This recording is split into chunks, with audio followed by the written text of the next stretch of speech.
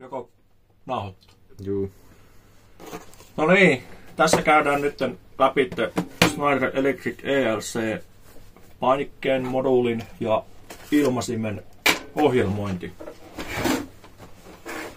Tässä on normaali ELC lämpöilmasin. Nämä on yksittäispakattuja tälleen. Suoran voi jättää tonne. Sitten on ohjelmointilaite. Ja muistutuksena tässä kaikille jo nyt, että jätät virrat päälle pitkäksi aikaa, niin syö patterit tyhjäksi. Täällä on takana 4 2 amparistoa. Kannattaa ottaa paketti. Tässä on sama kanta kuin tässä. Ja tässä on kytkentäohjekin nyt tämmöiselle normikannalle. Espanja, Suomi. Ja vaippa tonne joulukuusen kohtaan. Katsotaan sitä tossa. Laite menee päälle. Sitten se lukee heti ensimmäisenä, että set address. Nuolilla päästään liikkumaan, voidaan tarkastaa, lukee parametrit tai vaihtaa kieli. Suomea ei löydy, eli jäämme englanniksi. Tuolla näkyy hahlo. Noin. Kierretään loppuun asti. Sitten enterillä. Ja kun tää on ensimmäinen ilmasin, niin tosta on vaan 1. Nuolilla pääsee tosta noin ja tällä saa sitten vaihdettua riviä. Eli 250 riittää osoitemaailma. Ja se jatkaa noin tolle. Sitten jos se halutaan perua, mennään eskillä taaksepäin, niin se onnistuu. No, nyt siihen tuli tuo 17. Painetaan Enter. Please wait. Successful. Se on ohjelmoitu. Jos jää epävarmaa, ei muuta kuin takaisin. Sitten mennään check address.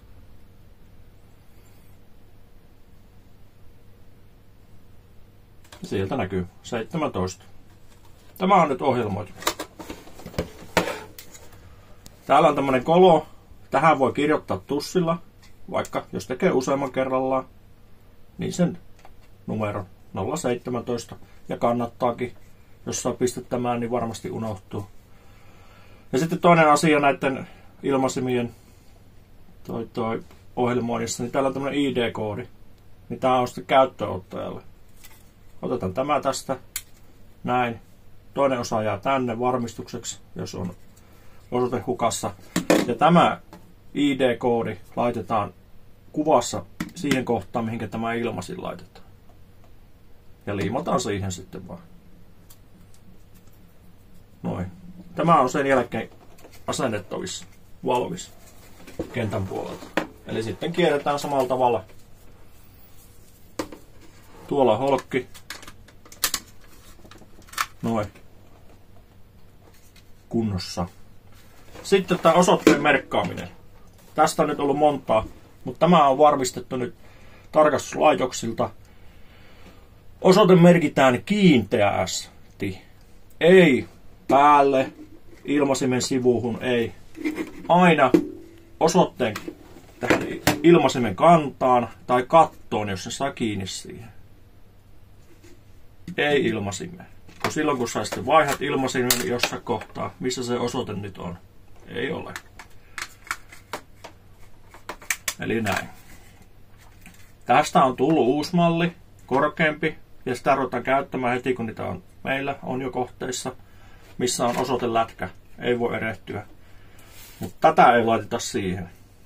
Eli tämä laitetaan kuvaan siihen kohtaan, missä tämä ilmasi. Ja tässä nyt tehdään demona.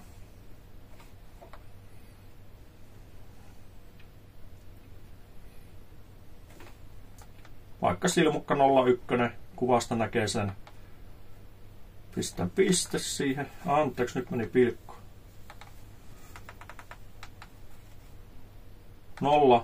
017. Eli ne määräävätkin sataset laitetaan siihen. Kun se näkyy keskuksella tälleen, ja se pitää olla samalla tavalla siellä. Noin. Ja Ja tämä liimataan nyt tälleen tähän. Ei ole sama mihin kohtaan, mutta ei tähän. Ok. Siinä oli ilmasin. Sitten painike.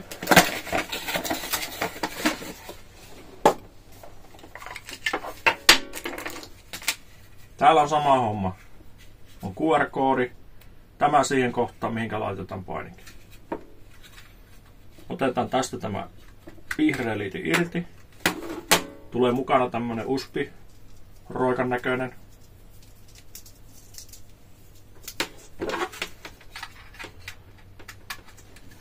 Kiinni tuohon. Hahlo päässä. Ja sama homma. Pistetään vaikka siihen, että state address.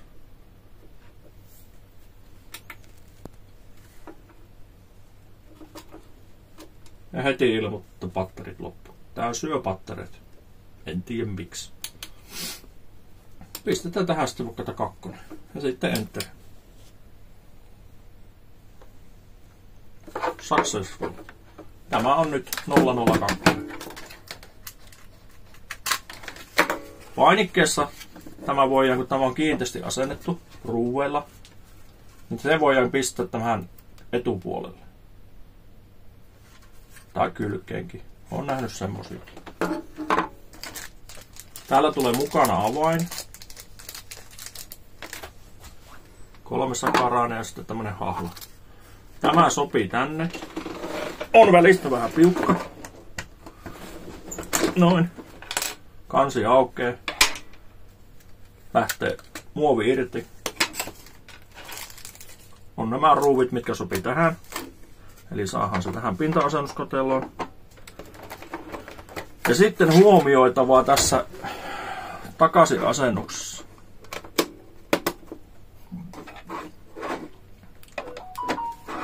Täällä on tämä ledi, monesti taittuu, se jää tuolta hahlosta ja se tippuu tonne alle. Ja nyt näkyy, tämä on lauennut tää nappi. Täällä pitkällä päällä kuitataan se ja nyt tämä on käyttökuntoon otettavissa. Jos se jää tuohon auki tai niin kuin laakostun tilahan, niin se hälyttää heti kun tämä kytketään paloilmoituskeskukselle. Ja joudutaan kiertämään ne kaikki sitten sen jälkeen. Ja sitten tätä avainta ei jätetä tähän painonapin päälle. Käyttöotteella on niitä avaimia ja tarkastuksessa tulee muikkari, kun niitä on maita ja mantuja sitten näitä. Näin. Eli sama homma. Osoite, tarra, ID-koodi. Siinä on painike. Sitten on moduuli. Näitä on muutama erilaista. On IO-purkkia, on perinteisessä silmuka alayksikköä. Mut näissä on samanlainen. Täällä on tarvikepussit ja nämä kannattaa jättää tänne sisälle. Ja tästä otetaan kanssa tämä pois liitin. Toi tohon. Valkataan osoite ja enteri. Täällä vilahtaa tommonen ledi. Tää on siitä erikoinen. Että siitä näkee, että se on mennyt sisälle. Sitten sama homma. Dymolla teksti. Mä oon yleensä tussilla kirjoittanut tänne tämän saman. Ja tämäkin voi laittaa tähän kiinteästi tähän kanttiin. Kun tämä on kiinteä tää kansi, niin sen voi laittaa tuohon. Ja sitten se paloryhmä, mihinkä se kuuluu. Se kirjoitetaan tähän kanteen Dymolla kanssa. Ja täällä on sama homma. Täällä on QR-koodi. ID. Tämä laitan kanssa siihen kuvassa olevaan osoitteeseen ja homma on sillä hyvä.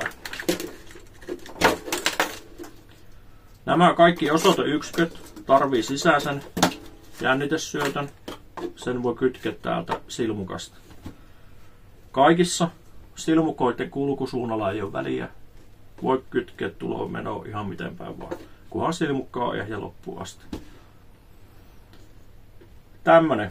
Ajattelin tehdä tämmösen opetusvideon, mitä voi kelailla sillä työmaalla sitten Ei tarvi aina Jounille lähteä soittaa. Saa soittaa, mutta ehkä tästä on enemmän apua sitten, kun se on muistissa puhelimessa. Voi jakaa WhatsAppilla tämä sitten. Hyvä. Kiitoksia.